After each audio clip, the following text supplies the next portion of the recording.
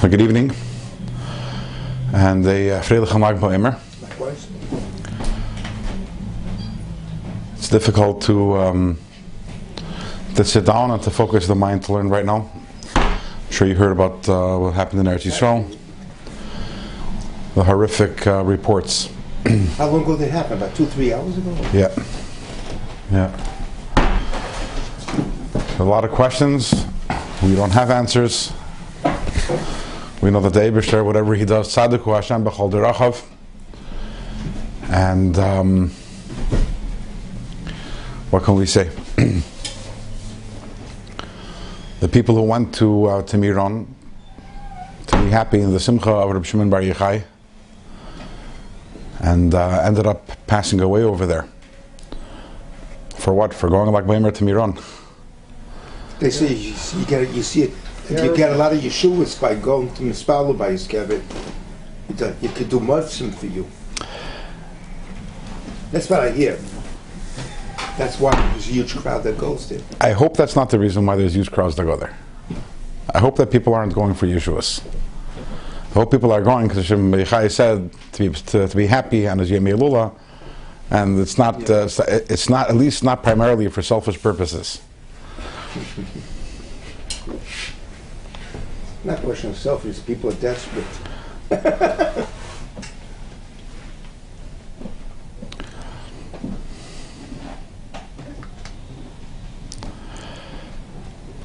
Baruch upon him.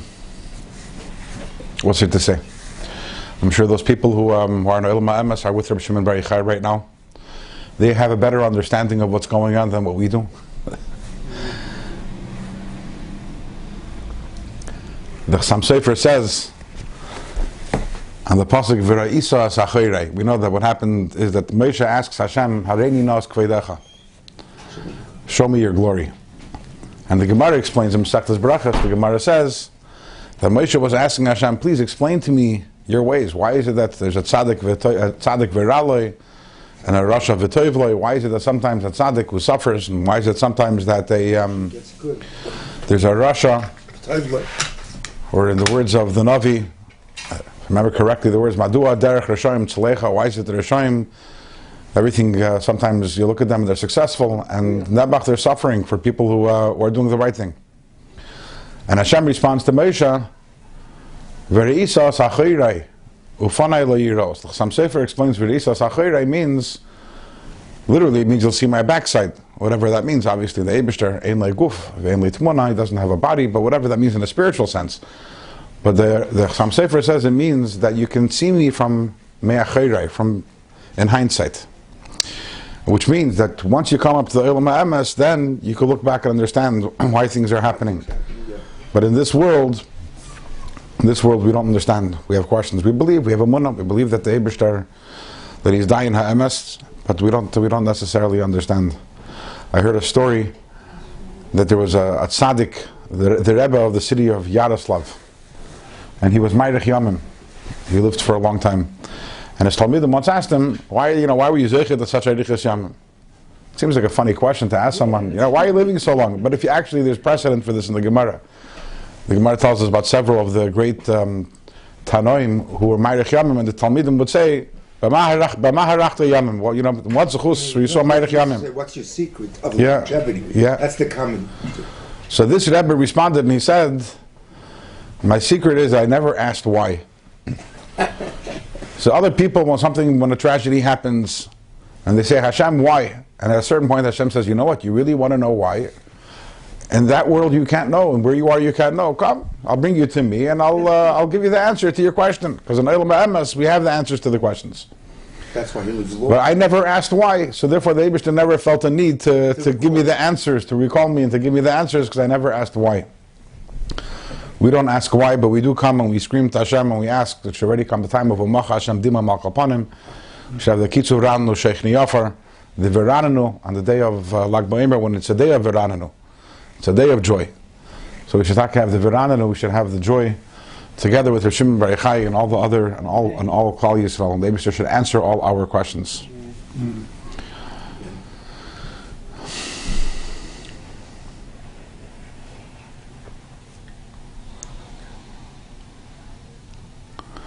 The Gemara says in Moed Katan, the Gemara says that Rabbi Shimon Bar Yochai once sent his son, Rabbi Lazar, to receive a bracha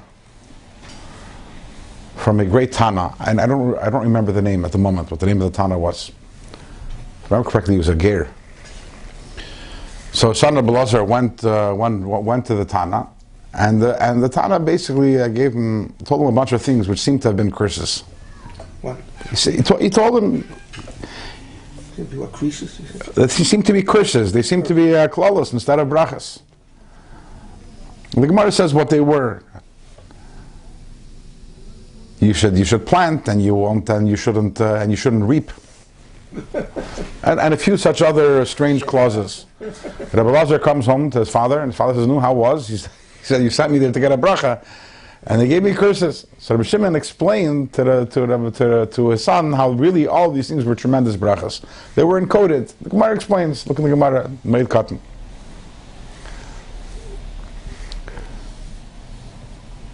So it's a strange exchange. So the Rebbe explains that we know that the highest brachas come down in the form of klalos, because we can't experience the highest brachas. This is something we learned about earlier on in Tanya, in Perek Chavav in Tanya, that when we experience something which is painful and difficult, it's actually from Alma de Eskalia, which is a higher place than Toiv Hanir Vanigla, which comes from when we experience suffering, it comes from Alma de Eskasia, the hidden world, which is higher than the Alma de Eskalia, higher than the revealed world.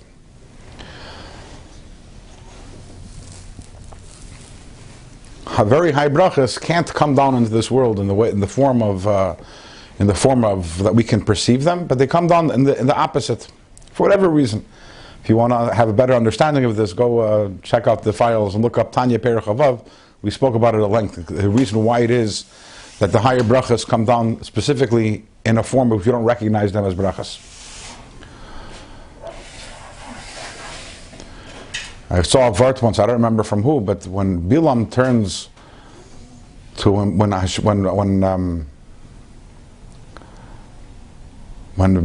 Balak hires Bilam to curse the Yidden, so Bilam begins by saying, "Min Aram Yanacheni," right? You took me all the way from Aram, and you told me to curse the Yidden. Ma ekoiv leikabei kel, ma ezaim leizaam Hashem. The simple translation is, Ma ekoiv, how can I curse? Leikabei kel, those who Hashem has not cursed. Ma ezaim, and how can I bring down wrath on leizaam Hashem, on the people who Hashem has not been wrathful against? But I saw a vart. It says, Ma ekoiv, what curse can I give? Leikabei kel, which Hashem already didn't curse.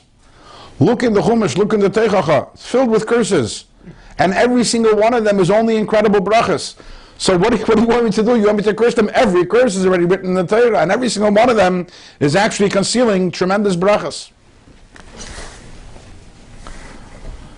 So that's why when Rabbi Shimon Bar Yochai, the Baal Hilul of tonight, when he sent his son off, Rabbi Lazar, to this person wanted to give him such high brachas that it couldn't come down in a normal fashion. It couldn't come down bigoli as brachas, and that's why he said it the way he said it. But then that raises the question the other way around. Then how was Rabbi Shimon able to interpret them as brachas? And from this the Rebbe extrapolates, and the Rebbe says that the way to reveal the bracha, which is hidden within those areas of life which are difficult and painful, the one who can do that is Rabbi Shimon Bar Yochai. The way to do that is through Pnimiyas HaTorah. Pnimiyas HaTorah has that skula, has that ability to take even those things which seem to be klawless and to reveal the bracha which is within them. So here we are on Lag BaOmer, the day of Rabbi Shimon Bar Yochai, and Taka, Rabbi Shimon Bar Yochai should do his work and bring about that day, Taka, with the coming of Mashiach, when Taka we will get to see how everything is Taka brachas, and really brachas, and it should be because of mamish. And with that, what we're going to do is today we're going to learn a little Tanya, and then we are going to talk a little more about Lag BaOmer. So we're holding in Tanya, in Iggeres HaKodesh Siman Vav.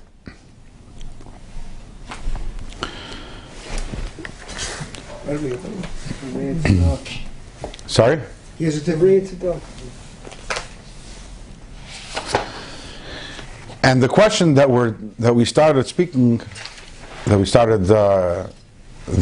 idea that we started talking about last week, we spoke about tzedakah, we spoke about emes, we spoke about many different things, but then the conversation moved to the idea of Yaakov, midas harachmim, and what does it mean to serve Hashem with midas harachmim? So for the moment we're going to leave behind the tzedakah and the emes, we're going to circle around to that midas Hashem in the coming shiurim in the coming weeks, but for today, right now, the pasuk says, Titein emes liYaakov, which means that the schar for the avodah of Yaakov is emes. Now we don't know what emes is yet, but we do know that the first thing we have to understand is what is Yaakov, what is the avodah of Yaakov? So we started explaining last week that the avodah of Yaakov is midas harachmim. Avraham was chesed, and Yitzchak, the avodah of Yitzchak is gevura, and the avodah of Yaakov is rachmim. What does it mean to serve Hashem with rachmim? To serve Hashem with chesed means avos Hashem. To serve Hashem with yirat, with the midah of Yitzchak means yiras Hashem. That's to serve Hashem with gevura. What does it mean to serve Hashem with rachmim? So the Rebbe explains, serving Hashem with rachmim means being mo'eder rachmim on Hashem, having rachmanas on Hashem. What's the rachmanas on Hashem? He seems to be doing pretty good. Why are we having rachmanas on Hashem? That we should be good. So the answer that the Rebbe gives is that every single one of us, within us, we have a nitzutz of Hashem within us. We have a neshama, which is a nitzutz of Hashem. And the first thing we need to do in order to be mo'er the rachmim, we have to think about just how great Hashem is. And then we are going to move to the other side of the coin, which is understanding how lowly we are. And once we understand how great Hashem is, and how lowly we are, so we understand that that spark of Hashem that comes down into our body, it's a tremendous rachmanas on Hashem. So we started talking last week about all of the worlds. We only come from Hashem's dibur, something which we spoke about at length in Shar Yichud V'Emunah, but it only comes, everything that exists only comes from Hashem's dibur. The difference is between one creation and the next, between one moment and the next. All of this is only relative to Hashem's dibur. And now we're going to continue. We're holding by the word avo, which is 9 lines from the top of page Kuf Yud, which is opposite of page 218, right after the parentheses. The last two lines, the last two words. Yes. Avol, however, Lagabi Muhu Sevas Musi Yisbarach, relative to Hashem, Ksiv, the Pasuk says, Ani Hashem Leishanisi. The Pasuk of Malach, the Navi says in Malachi, Ani Hashem Leishanisi. I, Hashem, have never changed. What does that mean that Hashem has never changed? Kuf Yud, 9 lines. What do you mean that Hashem has never changed? For anyone who has had children, you know, or at least this is my personal experience, the one biggest change that happens in a person's life is when they have children. Not marriage, but nafkid children. Why is that? Why is that? No. Anyone here with children that maybe that can shed light on this? Why is it having children this huge change? It's a new addition. When you get married, so yes, okay, you're not alone anymore, you're together with someone else, but ultimately the degree of interdependence is pretty weak. You have a shir at night, you go to the shir. Your wife will be waiting. When you come home, you want to do something, you do something. Your wife comes with you, she doesn't come with you. You're not busy taking care of your wife 24/7. Your husband, if you're a woman, you're not busy taking care of your husband 24/7. I would hope so, right? So it's two people, both of them are fairly independent, and they're sharing different elements of their life. The moment, however, you have children, suddenly your life changes drastically in the sense that you have some people who are 100% completely dependent on you, and pretty much every single thing you do in your life revolves around them. I want to do that, but what's going to be with the kids? What are the kids going to do? What are the kids going to eat? And where are they going to be? And who's going to take care of them? And in terms of limiting you, it's much more limiting having children than getting married. It really opens a new chapter in life when you have children, and a chapter that lasts for a good many years, where everything around you revolves around these kids who are completely dependent upon you. So although we go through many personal and internal changes in our life, actually, again, at least from my experience, the biggest change I've experienced in my life is not a change in me internally. Nothing changed. The moment before I became a father, the moment after I became a father, I was the same person. But nevertheless, I consider it the biggest change in my life because of these kids that right now who become the focus of my attention. So Hashem comes along here and says to the Navi Malachi, Ani Hashem Leisha Nisi, I have never changed. What does that mean? Does that mean Hashem saying I don't get headaches? Because if you get a headache, that's a change. 10 minutes ago I had a headache and now I don't have a headache. Does it mean that Hashem is saying that my hair doesn't change colors and become white? Well, that's all these things are obviously not. But the big question becomes, what do you mean Hashem never changed? He created worlds.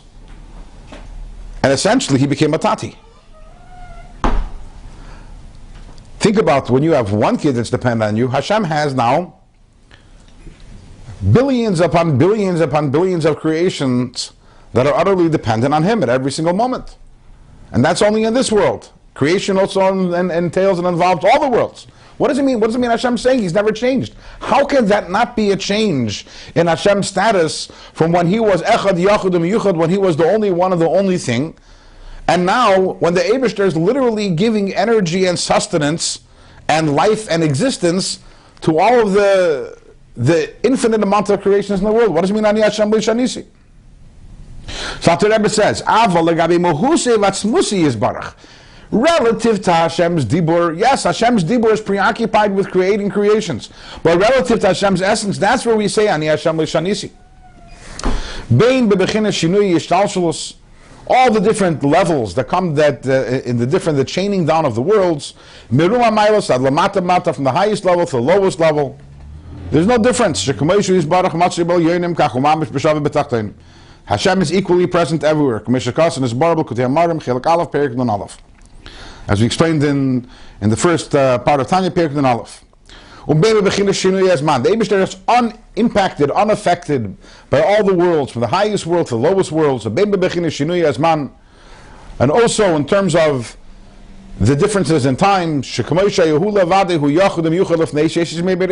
like he is one and only before the 6 days of creation, the same thing is now after creation. By way of example, imagine you have an empty plot of land. Okay? Empty plot of land. Every single day the sun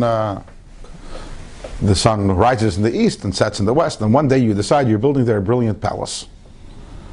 Elaborate, gorgeous palace. Imagine next day the sun rises, looks down, sees the palace, and like, ooh, today I have to work harder.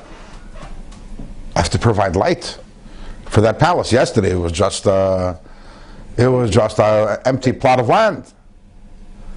Or imagine that if instead of having a palace over there, imagine you decided you're going to put a garbage dump over there. Does the sun look down and say, garbage dump? They don't need light. They don't need so much light in the garbage dump over there. Actually, if I too much light and too much heat, it makes it smell more, right? The sun rises every day in the east and sets every single day in the west, and whatever is there receives light. Whatever doesn't there also, it's completely unimpacted by what it's receiving from. So, which is very interesting, and this is a great mashal. Although the sun provides light, not only light, today with the physics and science we know more than that, also everything that grows is what photosynthesis, right? The sun provides, pretty much without the sun, nothing would exist. No life forms would exist, not only because it gives light and warmth, but much more than that. And nevertheless, it is completely unimpacted by what goes on here in this world. Think about that for a second. Makes no difference. It's the ultimate provider and remains completely unaffected. Going over a desert and it's going over Manhattan. It's not like, oh, Manhattan, wow, billions and trillions of dollars are going through those buildings on Wall Street every single day. To it, Wall Street and the Mojave Desert, exact same thing. The Eibishter is the same thing also. Relative to the essence of Hashem, Atzilus and Elam Haza, same thing. Today, yesterday, tomorrow, it's the same thing. There is no difference because the Eibishter is ultimately removed from everything and anything. So how does creation emerge from Hashem if he is removed from everything and beyond everything? Everything is literally nothing relative to Hashem. Today, some of you over here are a little older. I don't mean older than me. I mean, you've been around the block once or twice. You're not 20 years old. So one of the things you might have noticed, you know how word usage changes over the years, and certain words come in style and certain words go out of style. One word that I've noticed of late is very, very much in style it's literally in style, is, can you guess? Literally. You ever notice how people use the word literally all the time right now? Literally every minute someone's saying literally. And like. What? Like also. Like, yeah. But the funny thing about literally is that 90% of the time when people are saying it, what they mean to say is metaphorically. Because when I say literally every minute someone's saying literally, that's not literal at all, actually. It's gotten to the point that because of its overusage, it doesn't mean what it used to mean. When you hear someone say literally, you don't even think that he's meaning to say it literally. He's just trying to add oomph to what he's saying. That's a problem because when you learn in Tanya, and the Rebbe says over here, Shakol ka'ayin ve'efes mamish legabe muhusei vatzmusei. Everything is literally, the word mamish translates literally nothing. So today, when you say the word literally, when you say everything's literally nothing, a person thinks that you mean almost. Because today literally doesn't mean literally. But when the Rebbe says mamish literally, Hitake means it literally, that the worlds are literally nothing. Mamish. Ka'ayin ve'efes mamish, literally all the worlds are nothing legabe Hashem. This is something, a metaphor we've brought up in the past. Like one letter of a person's speech, or one letter of a person's machshava, something we've talked about in the past, how in machshava also there are words. Relative to the entire nefesh, al derech mashal, this is a mashal. And just to give you some sort of an idea of what we're talking about, but the truth is, it's not really an exact mashal, because us to Hashem there's absolutely zero comparative value. As explained elsewhere, so this is a mashal that everybody's done elsewhere. It's also brought down at length in Tanya in the first part in Perek Chaf and Chaf Aleph, where the Alter Rebbe says, yes, all the worlds come from Hashem's dibur, but imagine your capacity to speak. And when you tell one person, you say hello. Take that word, that hello, relative to your entire ability and capacity to speak, which is an infinite capacity. It's nothing. All these words, think about it. You live 80, 90, 100, 120 years, and you speak how many words that you speak? Imagine someone told you, hey, do you remember when you were 32? You said hello to someone. You know, all the worlds is like, to Hashem is like that hello. It's like that hello. Or even more so, the Alter Rebbe says, imagine if someone was said, remember when you were 32, you thought, in your mind, one day you're going on the street and you thought hello. That was 25 years ago. Since then, I've thought a billion thoughts. I've spoken a billion things, right? What is one word relative to your entire, the entirety of your being? So, Taka, all the worlds come from Hashem's dibur, but it's like one word. It's like one word compared to Hashem. And then the Alter Rebbe says, but this isn't an exact mashal. Why? Because really, the truth is, even if you forgot that hello that you said 30 years ago, at the end of the day, how many words are you going to say in your lifetime? Let's say it's 1 trillion. Let's say it's much less than that. 1 to 1 trillion is very little, but there's some sort of comparative value. The worlds to Hashem is ein arech, which means there's no comparative value. So what we're trying to establish over here is that when we're talking about Mohusei Matzmusi, when we're talking about the essence of Hashem, all the worlds are literally nothing. The worlds are not teifes makim whatsoever. And based on this, the Alter Rebbe is going to explain in a very interesting way a passage that we say every single morning in the Birchas Kriyashma. In the Hameir La'aretz, there you go. So at a certain point we say, Hamelach hamereimam levadi me'oz, hameshubach v'hamefoyer v'misnasei mimois olam. Simple translation. Hamelach, the king, hamereimam levadi me'oz, who's exalted above by himself, hameshubach v'hamefoyer, who's praised, v'misnasei, and exalted, mimois olam. What does mimois olam mean? Ever since the world was created. Ever since the time began. Now, Rebbe's going to have a little different understanding of this. Let's look inside. This is what we say. The king who is exalted by himself ever since. Pirush meaning, just like in the beginning, before even time begins. before the world was created. He was one and the only one. The exact same thing now. He's also exalted. The king, who ever since when is levadei. He's meremam levadei. That was then and that is today. There is no difference.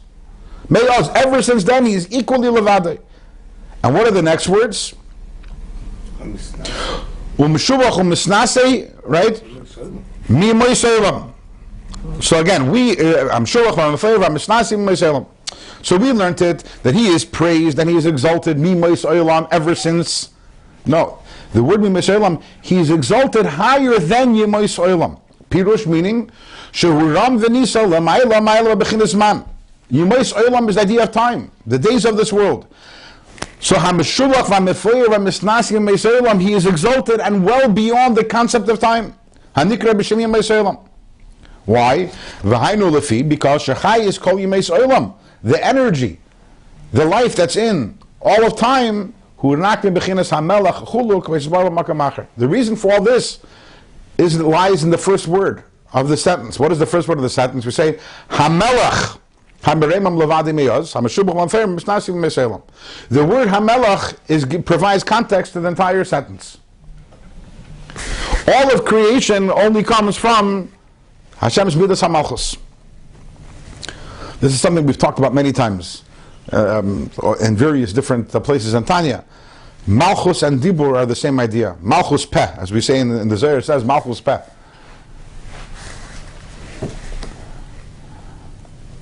All of the Hashem, but higher than Midas HaMalchus, the sphere of Malchus is the lowest of the spheres. Higher than Malchus, worlds don't exist. Where do worlds begin to come into existence? In Malchus. Why? Because Ein Melech B'lei Am. So therefore, Malchus creates an Am. Malchus creates the nation in order to be able to be a Melech. Creates worlds. All of creation comes from Malchus. Higher than Malchus, there's nothing. So because HaMelech, because all of creation comes from the Midas HaMalchus, therefore, HaMerebim Levadimiyos, therefore Hashem himself, he is above all of this. And he remains one and only. And he's misnasim in he's higher than time. Why? Because all of this, everything, the chshivas of everything in the world only comes from HaMelech. But the Gabi, Mahusei, Vatzmusei, the essence of Hashem, everything is nothing. But now we've established the greatness of Hashem. And now we need to turn to the second extreme. Because we're trying to create a contrast in order to be able to create this Rahmanis over here. And therefore, considering just how great Hashem is, how great is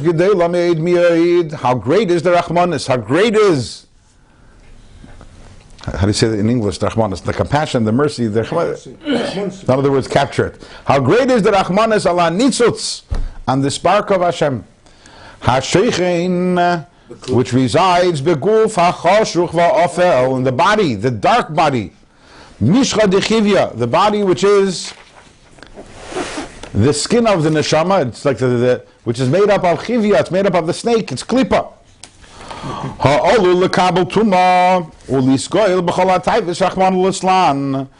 And this body is susceptible to be mekabel tuma and to become disgusting with all different types of taivas rachmanu l'slan.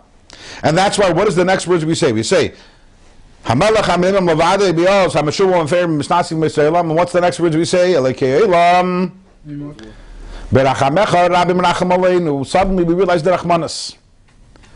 After we say Hamelach Hamemam Vadimiyos, and we say how great is Hashem, is suddenly oh my gosh, and there's a nitzutz of Hashem within me. With your mercy, Rachem Aleinu, have Rahmanas. Have Rahmanas on me, which is really having Rahmanas on you, on the nitzutz of you, which is within me. And what we continue, Adoinu Zenu. The Rebbe explains it. The only way that we're able to fend off all the taivas and remain in the side of Kedusha is because Hashem shields us and gives us the strength and the courage lilchoim im haguf, to do battle with the body, v'tavisav, and the taivas ulenatzchan, and to Be victorious over them, and that's why we say, Adon Uzeinu. Adon, the Master who gives us Uzeinu, gives us strength. Magin Yishenu, who is our shield on our behalf.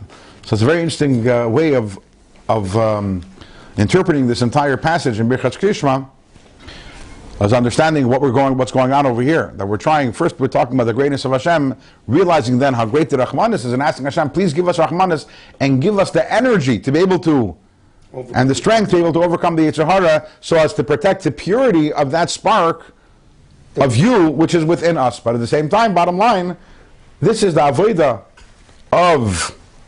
this is the way of serving Hashem. In the midah of Yaakov, we asked, again, the conversation was, what does it mean to serve Hashem in the midas harachmim? And by now already we have the answer to that question. We serve Hashem in the midas harachmim by being mo'eder rachmim on Hashem, by thinking of the great Rahmanis that is on Hashem, that a spark of Him enters our bodies. And with that, we will move on to talking a little bit Lag BaOmer, but we will connect it to what we're talking about. So we know Lag BaOmer is the Yahrzeit of Rabbi Shimon Bar Yochai. The Zohar tells us that on the day of the passing of Rabbi Shimon, which was on Lag BaOmer, so Rabbi Shimon revealed and he divulged Rozin de Rozin, the greatest secrets of the Torah. Now, Rabbi Shimon, his entire life was revealing secrets of the Torah. So the Zohar is all about, but on the day that he passed away, then we got the deepest, Rozin de Rozin, the deepest secrets of the Torah. And at that time, Posach Rabbi Shimon V'Amar, Rabbi Shimon opened up and he said, he made the following statement, and this is on the day he passed away, on Lag BaOmer. He says, all the days that I lived over here on this world, Bechad Katira is Katarna Be. I was knotted in one knot together with him, with Hashem. I was always tied up with Hashem in Bechad Katira, with one knot. And then he continues, but now, today, on the day of my passing, Be'achida, today I am one with Hashem. Today I am one with Him, one with Hashem. It's the same thing almost. So the question is, what does it mean?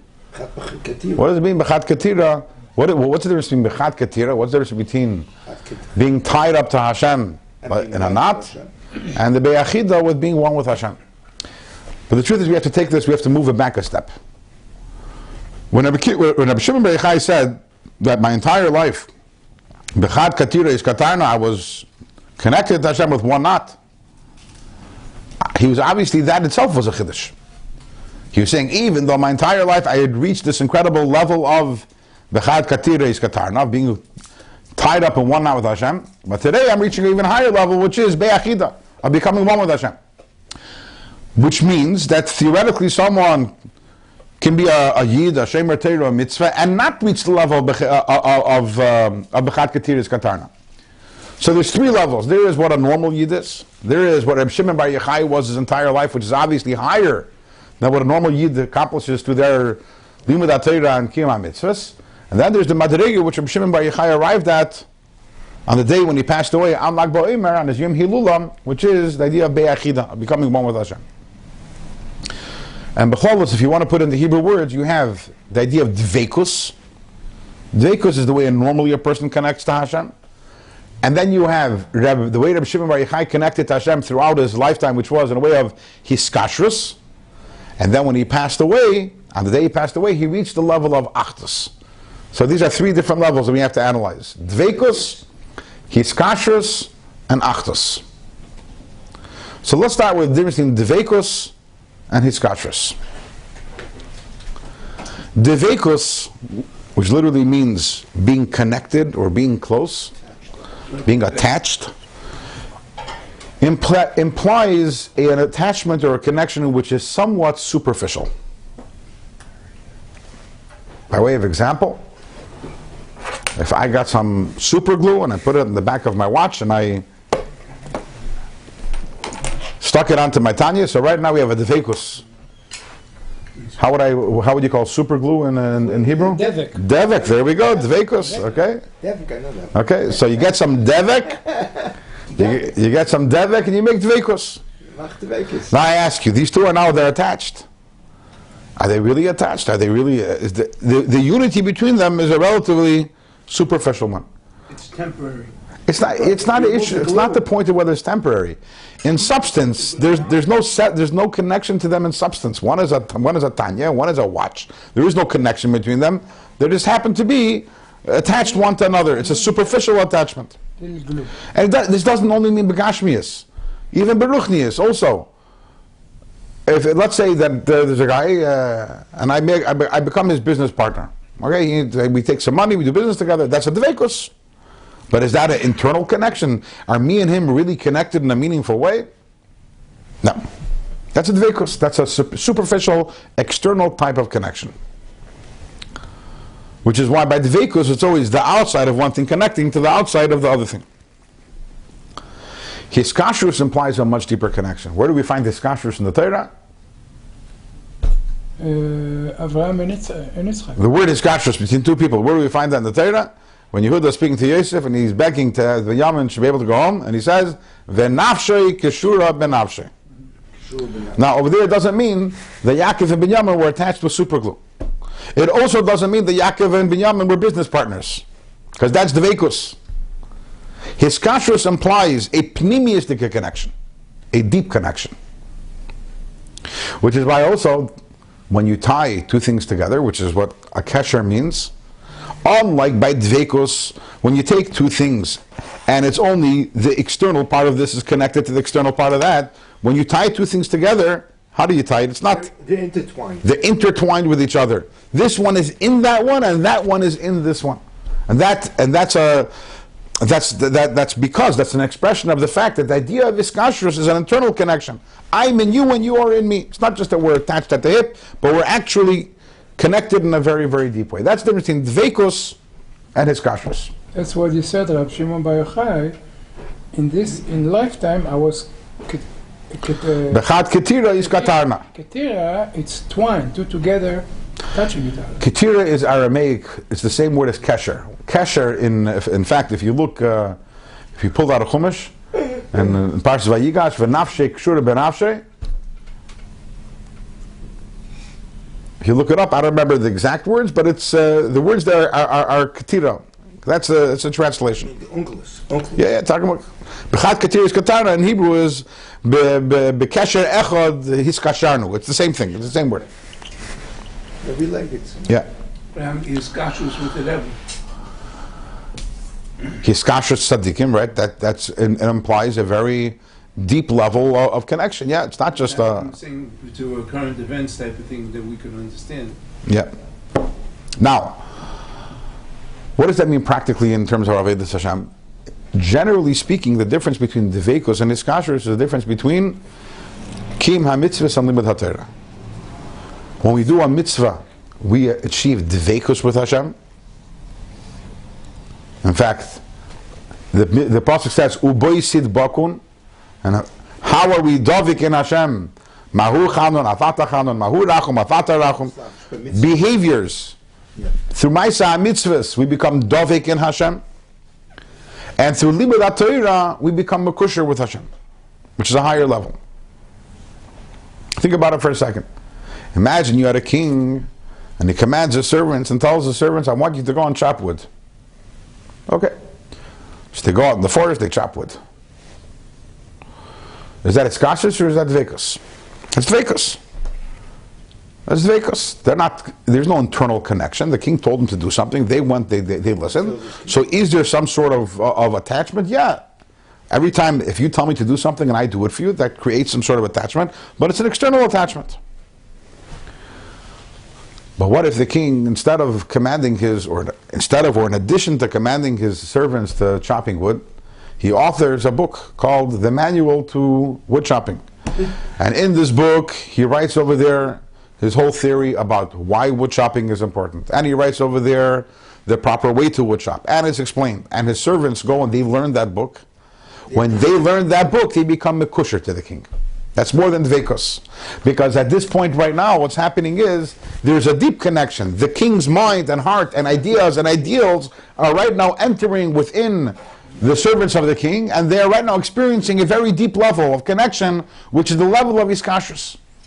We're internalizing. They're internalizing, yeah. It's like the knot. I'm in you and you're in me. It's The way that the Alter talks about this at length in Perek of Tanya, Perek L'Kutei Amarim, the Maila, the advantage of Limud HaTorah over Kiyum HaMitzvahs, that when a person learns Torah, so you are totally surrounded by the Torah, and you're surrounded by the Torah, and you surround the Torah. And physically that doesn't work that way, but in spiritual concept you can be, you're in it, and you're in it, and it's in you. And you achieve this incredible unity which is not achievable through Ma'aseh HaMitzvahs. So once again, what do we have over here? That B'cholus, generally speaking, when we talk about Dveikus is through Kiyum HaMitzvahs, and Hiskashrus is through Limud HaTorah. This is something that we've talked about many times, this tension. How in Limud HaTorah, the unity with Hashem is so much greater, which doesn't make it more important than mitzvahs. There's a conflicting value over here, which is that the reason why Hashem created the world was for Dira B'Tachtonim, and Dira B'Tachtonim is created specifically through doing mitzvahs. So that's why mitzvahs are important, and that's why even the halacha is that if you're learning Torah and there's a mitzvah, there's a mitzvah that has to be done, no one else can do it. You have to stop learning Torah and you have to go do the mitzvah. Why is that? Because even though when you're learning Torah, you're experiencing a greater unity with Hashem, Hiskashrus, as opposed to Dveikus, but at the same time, Hashem created you to make a Dira B'Tachtonim, and therefore that takes precedence. That's Kiyum Torah, right? It's not only it's about Kiyum Torah, it's the tachlis of everything is mitzvahs. At the end of the day, Torah you can learn in Gan Eden. Why did Hashem create our world? If it was only about Limud Torah, He didn't have to create our world. Our neshamas could sit in Gan Eden and we can learn Torah. Why did He put you here to do mitzvahs? And that's why mitzvahs take precedence over Limud Torah. But at the same time, in terms of the achdus with Hashem, it isn't even close. The mitzvah, the Torah is a much greater achdus than mitzvahs, because Torah is hiskashrus and mitzvahs is dveikus. Now, within Limud Torah itself, and this is how we're going to connect it somewhat to Reb Shimon Bar Yochai, within Limud Torah itself, even though generally speaking, dveikus is mitzvahs and hiskashrus is Torah, and if you want to go on a more nuanced level, within Torah itself, there's also dveikus and hiskashrus.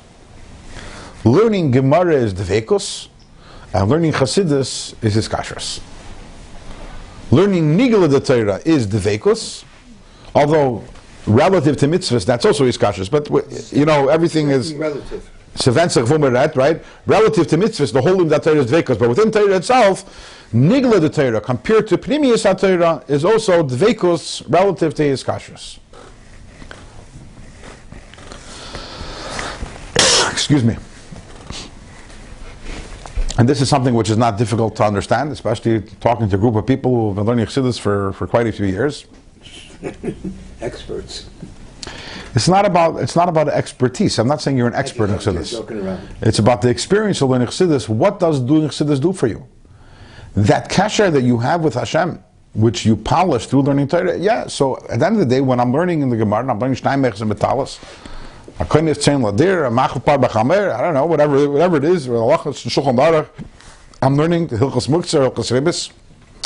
So that is this Hashem's Chochmah? Absolutely 100%.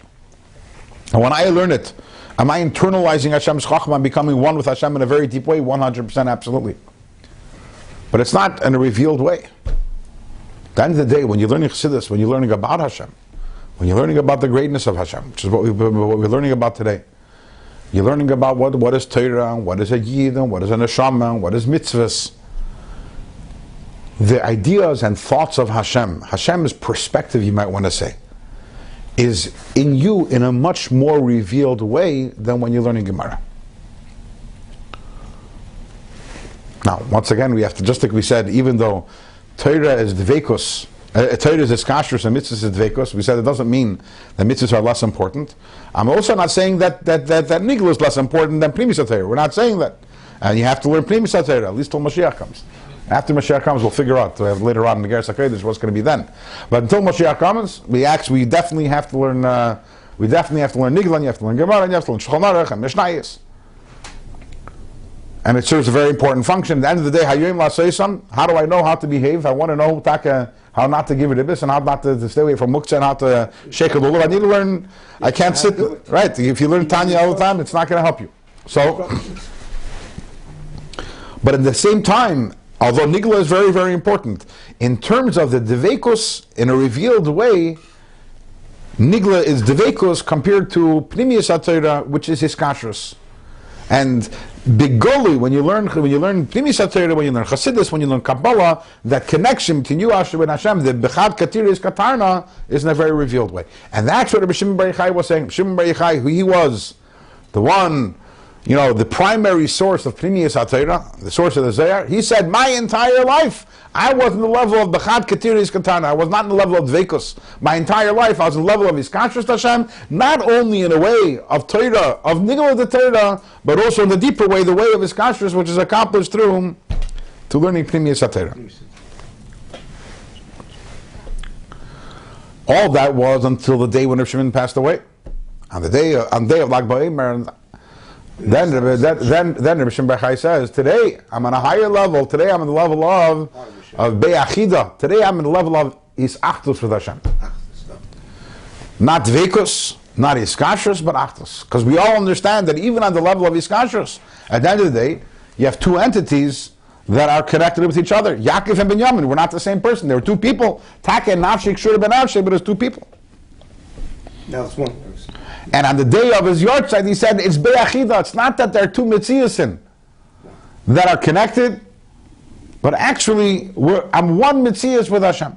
One Mitzias. This has to do with the mitzvahs of his neshama being recalled and being part. We're going to find out. We're going to find out.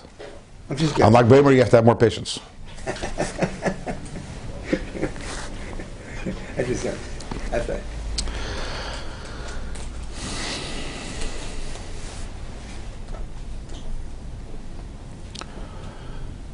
The Zohar says, Tlas Kishin Miskashrain Da Bida. There are three knots that are connected to each other. And it says, the Yidden Yisrael, Miskashran, we connect ourselves, we tie ourselves, we connect to Torah. Torah is connected to Hashem, and this way when a Yid learns Torah, a Yid connects to Hashem. So what is our avenue of connection to Hashem? We connect to Torah, Torah connects to Hashem. Which is really what we were saying up until this point, that our Iskashrus to Hashem is through Limud Torah. In Chassidus, however, the question is asked,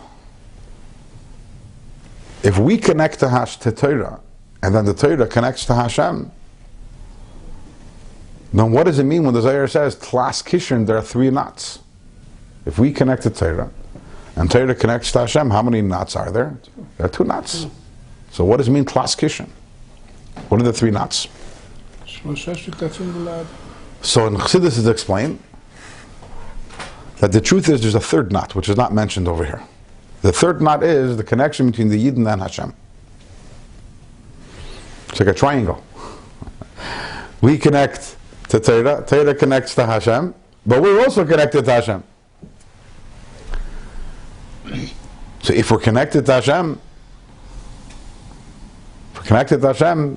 why do we need to learn Torah? And this connection that we're connected to Hashem, that is Be'achida. Be'achida is because we have a neshama which is achila kalakami mal, we are connected to Hashem. Not in the way of two separate entities that connect to each other, but as one mitzias mamish, Be'achida. But the question becomes, again, if we are inherently connected to Hashem, then why do we need Torah? Why do you need the kasher? Why do we? That's the point of the kasher. Okay, that's another. You're saying it's bachida. That's another question. I don't know if we're going to have an answer to that question.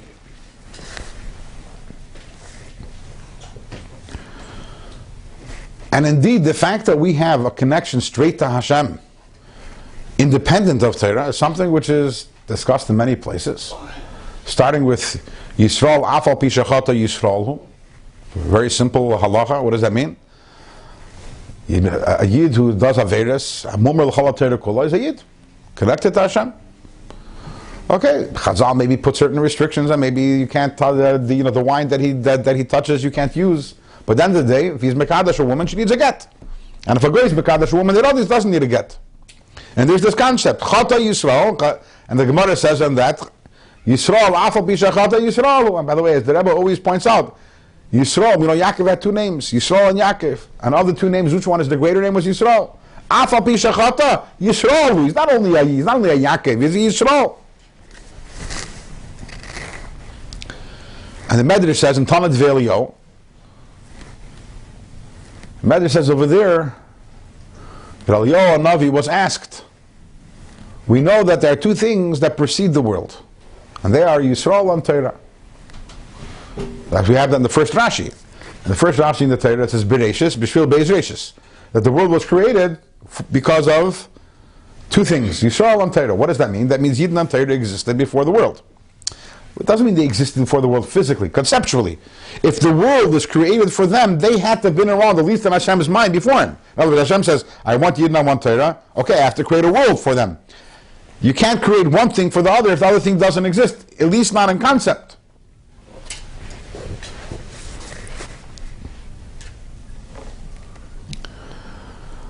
So Yidden and Torah existed before the world. Again, we're not talking physical existence, conceptually. Those preceded the world. First Hashem said, I want Yidden and Torah. And then he was like, okay, where am I putting the Yidden exactly? As he thought, Gan Eden doesn't work for whatever reason. Atzilos doesn't work. Okay, I need to create Olam Hazeh. And the Navi is asked, we know there are two things that come before the world, Yidden and Torah. But of those two, which came first? Torah or Yidden? So Eliyahu Navi answers again. This is not a Tanya. This is not a Lakutim Meharan. This is Talmud of Eliyahu. Eliyahu Navi answered and says, "That's a good question." Vani Omer, and I say Yisrael Kadmu. The Yidden came first, and he said, "I have a simple raya. Look in the Torah. What does the Torah say? Dabro b'nei Yisrael, Savas b'nei Yisrael. The whole Torah is there to command the Yidden what to do, which implies that the Yidden are beforehand. If the Yidden followed the Torah, how can the Torah be addressing an entity that doesn't exist? Obviously, the world, the Yidden were already around, and the Torah was created to instruct Klal Yisrael. My mother, for many years, she was a teacher. She would teach in high school. She would teach Hummus. And she'd say that she would teach Hummus and Mefarshim. Sometimes, every year, she would ask the girls a question. Why is it? We are learning Rashi, and we're learning the Ramban. And the Ramban always argues in Rashi. But we don't find that Rashi argues back in the Ramban. Why doesn't Rashi argue on the Ramban? Why is it always one way? And she says every year she gets interesting answers to that question. Some people say maybe Rashi was more edel, or other reasons. You can't argue on something that doesn't exist. Ramban wasn't born yet when Rashi was writing his Pirush. The same thing is also, if the Torah says Daber b'nei Yisrael, Tzavish b'nei Yisrael, that itself implies that the Yidden exist beforehand. So the Yidden precede the Torah, which means that the Yidden have a connection with Hashem before the Torah. Before the Torah. In fact, the Torah was created for Klal Yisrael, which is why Yisrael Afal Pisha Chata Yisraelu. But that only reinforces our question. So why do we need to have the Torah? We have seniority. It's a vehicle. The answer is that yes, we in the Shoirish, in our source, Yisrael Kadmu, Yidden are higher than Torah. But that's in our source. But then what happens? The Nitzutz of Neshama comes down, and as we learned in the Tanya we learned today, it comes down into Guf, Achoshech Va'afel, into a dark Guf. And it's able to believe, and it's all the Lakabal Tumah, and all the words that the Rebbe says. And by the time you look at a Yid over here in this world, you don't see the Holocaust. You don't see it. When you look at the Torah, even though the Torah also comes down to Olam Hazeh, meaning the Torah here in Olam Hazeh is not the same Torah as it is in its source. In its source, the Torah doesn't talk about a machlef para b'chamer. There is no para and chamer in Atzilus, in Hashem's Chachma. Torah also entered physical ideas and physical objects. But ultimately, the Torah, even as it comes down here, you open up a Gemara, what is beguli, what is revealed, is the Chachma and the Ratzon of Hashem. When you learn the Torah, when it says Shnai Mechsim Batalis Yachleiku, that halacha, that you have to split that talis, that is 100% the Ratzon of Hashem. There is no Helam V'Hazter here. This is something we learned about in the first part of Tanya. There's a difference between tzimtzum and hester. We're not going to go into that right now. But the nekuda is, the oyer maybe is more b'tzimtzum in the Torah that we have here, but there is no helam v'hester on it. At the end of the day, it is 100% alakus in a revealed way, as opposed to the neshama that comes down here, which is why it's such an incredible rachmanis in the neshama, as we just learned in Siman Vav. It comes down, and its connection isn't revealed, even though, excuse me, in its source, the connection of the neshama to the Eibishter is higher than our connection. And when a yid learns Torah, so yeah, and in a revealed sense, the Torah is connected to Hashem. And in a revealed sense, we're not connected to Hashem. So we have to learn Torah in order to connect. But once we connect to Hashem through Torah, which is hiskashrus, what happens is we also reveal our inherent connection to Hashem, which is be'achida. After an entire lifetime of learning Torah, nigel of Torah, pnimiyas Torah, the Rizal says, I arrived at a place where all my mitzvahs that I've done and all the Torah that I've learned has led me to a place where now, be'achida, I'm actually experiencing that essential oneness I have with Hashem. Which even though this connection is higher than Torah, it is revealed through Torah. The Torah oyer. Torah reveals, Torah illuminates. And on this day of Lag BaOmer, when we're celebrating the Simcha of the Rashbi, the Simcha of be'achida, so even though that to say that he can be like the Rashbi be'achida, but Lepeil, on this day we all have koiches. We have a koiches today to work on all of these areas. Sai and the idea of b'chad katira is katarna, of resolving to connect to Hashem in a deeper way, through limud Torah, through increasing our limud Torah, sai limud of nigla Torah, and sai the limud of pnimiyas Torah. We know that it says that the Shimon Bar Yochai writes on the Zohar that by learning Torah, yifkun megoy galusa, that we will go out of galus through learning pnimiyas Torah, through learning the Zohar, and then working on ourselves to the point even when we reach the level of be'achida, where we feel ourselves not only connected to Hashem through Torah, but that through our learning of Torah and through our doing mitzvahs, we're able to actually sense the inherent achdus that we have with Hashem.